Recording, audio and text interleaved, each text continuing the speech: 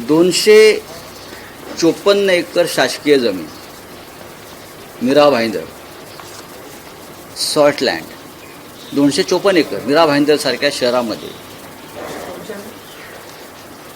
आणि ही जमीन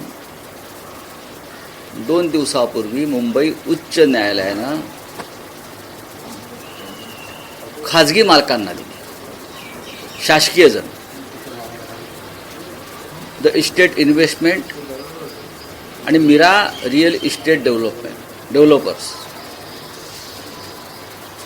या संदर्भात माझ्या माहितीप्रमाणे महाराष्ट्रानं आपली भूमिका मांडली. ही सरकारीच जमीन आहे, पण तरीही हायकोर्टानं सरकारी भूमिकेची, महाराष्ट्र सरकारच्या भूमिकेची दखल घेतली नाही आणि ही 254 एकर जमीन, कोट्यावधीमध्ये हजारो कोटीची जमीन, सरकारी मालकीची जमीन या उच्च न्यायालयाच्या कालच्या निर्णयामुळे खाजगी व्यक्तींना देण्यात आली. राज्य शासनानं असं ठरवलं आहे, ज्या माझ्या माहितीनुसार, की स्पेशल लीव पिटिशन दाखल करून सर्वोच्च न्यायालयात जाऊन या सगळ्या व्यवहाराला आव्हान द्यायचं. माझा प्रश्न असा आहे की महाराष्ट्र सरकारकडे इतके मोठे मोठे वकील असताना हा खटला महाराष्ट्र सरकार हारला कसा? राज्य सरकार, एवढं मोठं राज्य सरकार, हा खटला हारला कसा, हा पहिला प्रश्न आहे. आणि हे जे ज्यांच्या बाजूने निकाल दिला हायकोर्टानं की 254 एकर जमीन त्यांच्या मालकीची, त्या ज्या कंपन्या आहेत, द इस्टेट इन्व्हेस्टमेंट आणि मीरा रिअल इस्टेट डेव्हलपर्स, या 2 कंपन्यांची नावं लक्षात ठेवा. मी सरकारला विचारतो आहे की या 2 कंपन्यांचे मालक कोण आहेत, ज्यांना ही 254 एकर जमीन महाराष्ट्र शासनाच्या मालकीची हायकोर्टाच्या माध्यमातून देण्यात आली. हा निर्णय जर एखाद्या मंत्र्याने घेतला असता अशा प्रकारे, किंवा सरकारने घेतला असता आणि कोणी कोर्टात गेला असतं, तर मला पूर्ण खात्री आहे की हायकोर्टानं त्या संबंधित मंत्र्यावरती स्ट्रिक्चर पास केले असते. व्यवहार पारदर्शक नाही, सरकारी जमीन तुम्ही अशा प्रकारे कशी एखाद्याला, खाजगी व्यक्तीला देऊ शकता, लुटू शकता, आणि कदाचित त्या संबंधित मंत्र्यांची नोकरी गेली असते किंवा मुख्यमंत्र्याला जावं लागलं असतं घरी. पण हायकोर्टाच्या एका बेंचनं ही जमीन सरळ 2 बिल्डर्सना मोफत दिलेली आहे. मी महाराष्ट्र सरकारला आवाहन करेन, ही महाची जमीन आहे, राज्याच्या जनतेची जमीन आहे. या जमिनीवरती तुम्ही नागरी सुविधांच्या अनेक गोष्टी करू शकता. 254 एकर हा फार मोठा आकडा आहे. तर ही जमीन तुम्ही काही करून परत ताब्यात मिळवा. ही महाराष्ट्राची लँड आहे. आणि हे बिल्डर कोण आहेत, हे जे या कंपन्या आहेत की मीरा रिअल इस्टेट आणि इस्टेट इन्व्हेस्टमेंट, या दोन्ही कंपन्यांचे मालक, त्याच्यावरचं संचालक मंडळ, आणि ह्यांना ही जमीन मिळावी म्हणून कुठून विशेष प्रयत्न झाले, याची माहिती महाराष्ट्र सरकारनं, विशेषतः राज्याच्या महसूल मंत्र्यांनी आमच्या चंद्रशेखरजी बावनकुळे यांनी जनतेसमोर आणावं.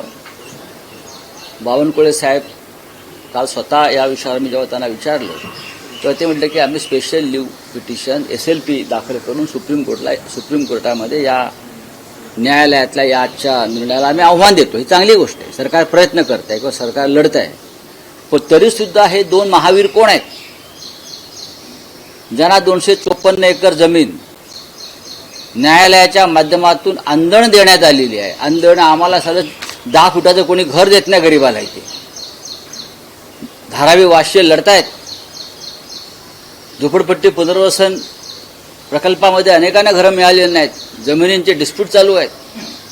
आणि एका झटक्यात 254 एकर जमीन महाराष्ट्र सरकारची 2 इस्टेट कंपन्यांना दिली जाते. तो पण न्यायालयामध्ये महाराष्ट्र शासनाचा पराभव होतो या खटल्यामध्ये. हा पराभव जाणून बाजून स्वीकारलाय, हार कोणाला तरी फायदा व्हावा म्हणून. असाही लोकांच्या मनात प्रश्न निर्माण होऊ शकतो की सरकारच हारलाय, हरवून घेतलं स्वतः 254 एकर जमिनीसाठी. पण मला तसं वाटत नाही. सरकार प्रामाणिकपणे प्रयत्न करते हे माझ्या लक्षात आलं. त्याच्यामुळे राज्याचे मुख्यमंत्री देवेंद्र फडणवीस आणि महसूल मंत्री चंद्रशेखरजी बावनकुळे यांनी या महाराष्ट्राच्या जमिनीसाठी सुप्रीम कोर्टापर्यंत लढाई करावी अशी माझी त्यांना विनंती आहे. दोन कोण आहेत, काय नाव आहे? राज्याकडनं नावं येऊ द्या, नाही तर मी देतो. राज्य सरकार यांच्या विरुद्ध लढलेलं आहे. राज्य सरकारला ह्या संदर्भातली सगळी नावं जाहीर करू द्या. राऊत साहेब, तुम्ही म्हणता की सरकार प्रामाणिकपणे लढलं या प्रकरणामध्ये, लढेल अशी मी अपेक्षा करतो सुप्रीम कोर्टामध्ये. आता जे हरलं, संशयास्पद भूमिका कोणाची आहे? कमकुवत वकील नाही सरकार. बघा, सगळ्यात आधी संशयास्पद भूमिका न्याय व्यवस्थेची आहे. जर एखाद्या मंत्र्यानं किंवा मुख्यमंत्र्यानं हा निर्णय घेतला असता अशा प्रकारचा जमीन वर्ग करण्याचा खाजगी मालकांना आणि कोणी कोर्टात गेला असतं, तर सगळ्यात आधी न्यायालयानं या संपूर्ण प्रोसेसला स्टे दिला असता, सुनावणी झाली असती. आणि त्या सुनावणी दरम्यान न्यायालयानं संबंधित मुख्यमंत्री, संबंधित मंत्री, अधिकारी यांना आरोपीच्या पिंजरात उभं केलं असतं, त्यांच्यावर ताशेरे मारले असते, कदाचित त्यांच्या नोकऱ्या घालवल्या असत्या मंत्र्यांच्या. पण त्याच प्रकारचा अत्यंत रहस्यमय निर्णय जर न्यायालयाकडून मिळाला असेल तर त्यांना जाब कोणी विचारायचा? का विचारू नये? पारदर्शकता आहे. तुम्हाला काय वाटतं की न्यायालयानं हा निर्णय देण्यामागचा हेतू काय असू शकतो? नाही, हेतू अनेक. आता सध्या न्यायालयामध्ये काय चाललंय देशभरात तुम्हाला माहितीच आहे. निवृत्त झाल्यावरती मुख्य न्यायाधीशच सांगतात की न्यायालय कशा प्रकारे दबावाखाली काम करतात, न्यायव्यवस्थेला कशी वाळवी लागलेली आहे, हे मुख्य न्यायाधीशच सांगत असतात आमचे ना. मला संशय आहे याच्यामध्ये काहीतरी न्यायालयाच्या आणि कायद्याच्या चौकटीत राहून मोठा घोटाळा झालेला आहे. 10,000 कोटीची जमीन, एवढंच मी सांगतो. किमान 10,000 कोटीची ही सरकारी याचं मूल्य आहे. 10,000 कोटी सरकारी मूल्य आहे.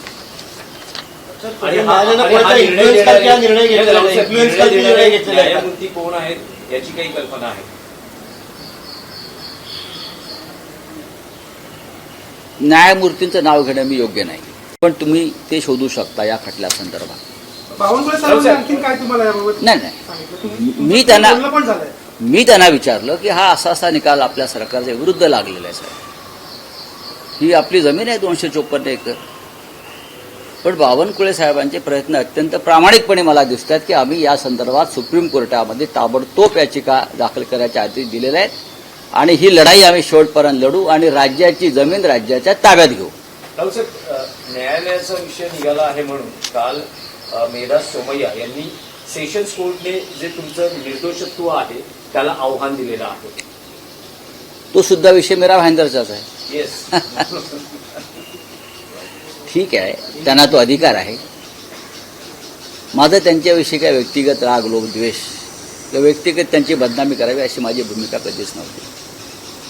माझ्यासमोर जी माहिती आली सरकारी माध्यमातून, विधानसभेत झालेली चर्चा, विधानसभेत विचारलेले प्रश्न, त्या संदर्भात मी माझी भूमिका मांडली, तर त्यात बदनामी कुठे आली?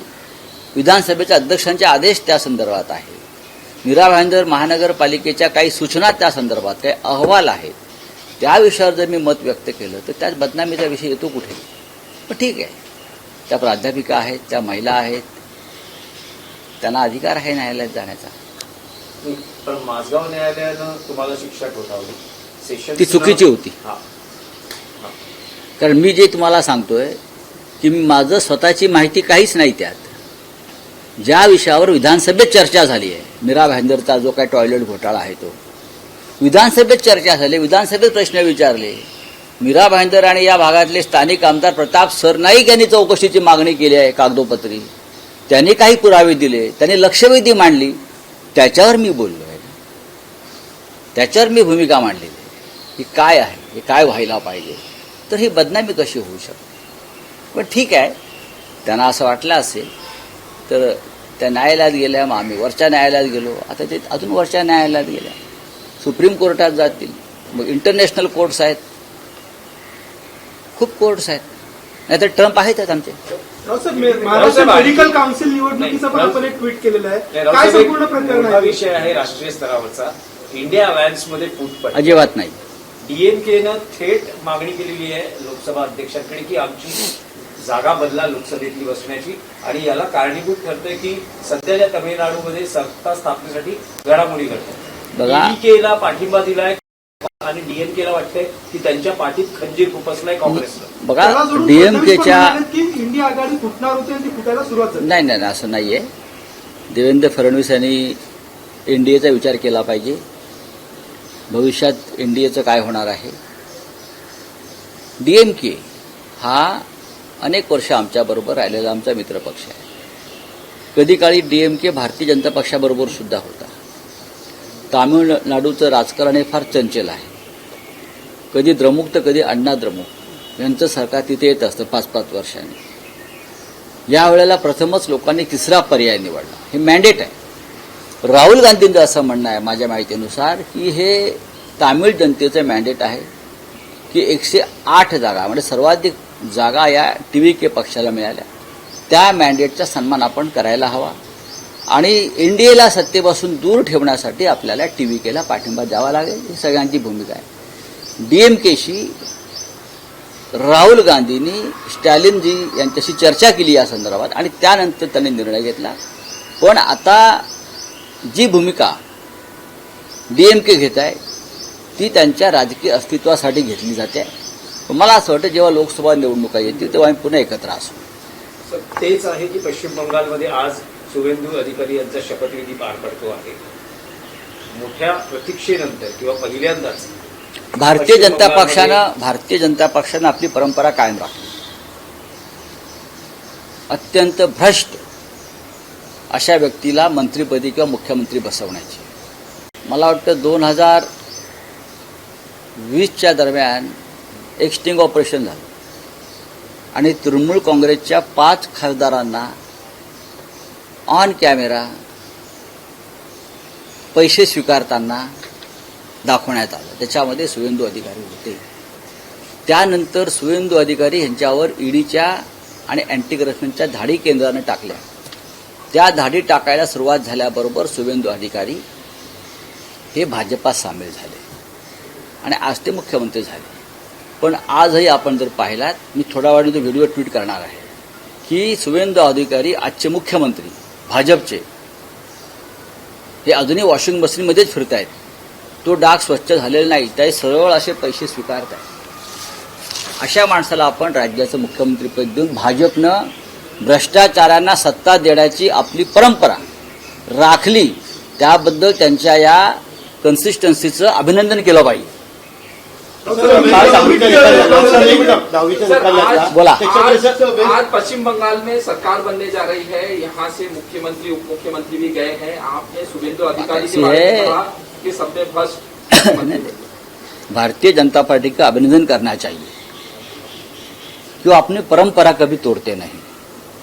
परंपरा कायम रखने में उनका हाथ कोई पकड़ेगा नहीं. पश्चिम बंगाल के जो मुख्यमंत्री का नाम की घोषणा हो गई है और जो शपथ लेंगे शुभेंदु अधिकारी, कुछ साल पहले यही शुभेंदु अधिकारी के खिलाफ भारतीय जनता पार्टी के लोगों ने, पूरे बीजेपी ने भ्रष्टाचार के खिलाफ मुहिम चलाई थी. यही अधिकारी के खिलाफ बहुत बड़ी एक मूवमेंट चलाई थी. ऑन कैमरा रिश्वत लेते हुए उनको पकड़ा था, ऑन कैमरा. और पूरे बीजेपी के ट्विटर हैंडल, सोशल मीडिया पर शुभेंदु अधिकारी चल रहा था महीनों महीने तक. कितने भ्रष्ट व्यक्ति हैं. ये भ्रष्ट व्यक्ति के ऊपर ईडी की रेड्स हो गई. फिर ये महान व्यक्ति बीजेपी में चला गया और आज इस राज्य का मुख्यमंत्री बना दिया. तो एक भ्रष्ट व्यक्ति को मुख्यमंत्री बनाने की जो परंपरा है, वो भी बाहर से आने वाले, वो परंपरा भारतीय जनता पार्टी ने कायम रखी है. उसके लिए उसका अभिनंदन करना चाहिए. सर, डीएमके ने कहा है लोकसभा में अलग सीट रखे. देखिए राजनीति में ऐसा होता है. तमिलनाडु की राजनीति बहुत चंचल है, बहुत ही चंचल है. और बात ऐसी है कि स्टालिन साहब से राहुल गांधी जी ने इस बारे में खुलकर बात की थी कि एनडीए की सरकार रोकने के लिए हमको ये निर्णय लेना पड़ेगा, आप भी उसमें शामिल हो जाइए। मुझे लगता है धीरे धीरे ये मामला सुलझ जाएगा। कल राहुल गांधी ने प्रधानमंत्री के बारे में कहा, डोनाल्ड ट्रंप के बारे में कहा कि डोनाल्ड ट्रंप बोल चुके हैं कि मैं प्रधानमंत्री नरेंद्र मोदी का करियर खत्म कर सकता हूं। एप्स्टीन फाइल के बारे में बात कही और ये कहा कि प्रधानमंत्री डोनाल्ड ट्रंप के पूछे बगैर कुछ नहीं करते हैं। ये तो बार बार राहुल जी ने कहा है। राहुल जी के पास बहुत बड़ा भंडार है। राहुल जी के पास एप्स्टीन फाइल के बारे में 3000 फाइल्स अभी भी पेंडिंग है, 3500 फाइल्स। उसमें बहुत बड़ा भंडार है बीजेपी के और हमारे लोगों के खिलाफ। राहुल जी ज़्यादा जानकार है इंटरनेशनल मुद्दे पर, तो जरूर कुछ ना कुछ रहस्य है। सर, एक जगह के बारे में आपने सवाल क्यों किया कि महाराष्ट्र सरकार की जगह है, दी जा रही है प्राइवेट लोगों को? मेरा भाईंदर महानगर पालिका क्षेत्र में 254 एकड़ लैंड है महाराष्ट्र सरकार की, शॉर्ट लैंड है, और वो मालकी उसकी जो है, उसका हक अधिकार जो है राज्य सरकार के पास है। अचानक कल हाईकोर्ट में जो चल रहा था मुकदमा, उसमें वो पूरी जमीन प्राइवेट लैंड ओनर को दी थी। ये शॉकिंग है। अगर इस प्रकार का निर्णय कोई मंत्री मुख्यमंत्री लेता और मामला हाईकोर्ट चला जाता, तो यही हाईकोर्ट उस मंत्री पर स्ट्रिक्चर पास करता और उसकी नौकरी गंवा देते वो लोग। लेकिन ये कानून के रखवाले हैं हमारे, ये निर्णय देते हैं सरकार की और जनता की जमीन किसी प्राइवेट व्यक्ति के हाथ में दी जाती है। 10,000 करोड़ की उसकी वैल्यू है। क्या चल रहा है इस देश में कि जैसे रिटायर्ड चीफ जस्टिस बार बार कहते हैं कि नहीं मिलता है कोर्ट में। मुझे लगता है जब मैं देखता हूँ इस प्रकार से बिल्डर्स, लैंड ओनर्स को न्याय मिलता है। मैंने सरकार से पूछा है, ये जो कंपनियां हैं दो, द स्टेट इन्वेस्टमेंट्स और मिरा रियल इस्टेट, उसके मालिक कौन है, उसके डायरेक्टर्स कौन है, ये कंपनी कहाँ से आई है और कंपनी को किसका आशीर्वाद है बाहर के स्टेट से। एक बार जनता को सामने आने दीजिए। अगर नहीं आता है तो मैं दे दूंगा इन्फॉर्मेशन आपको। रेवेन्यू मिनिस्टर से बात की आपने? मैंने खुद उनको फोन किया था कि भाई ये हमारी जमीन है, हमारे राज्य की जमीन है, ये कैसा हो सकता है। तो मंत्री जी बावनकुळे साहब ने कहा हमें कि सर कि मैं ये पूरा मामला सुप्रीम कोर्ट लेके जा रहा हूँ और किसी भी हालत में ये जमीन फिर एक बार महाराष्ट्र सरकार के अधीन हो जाएगी।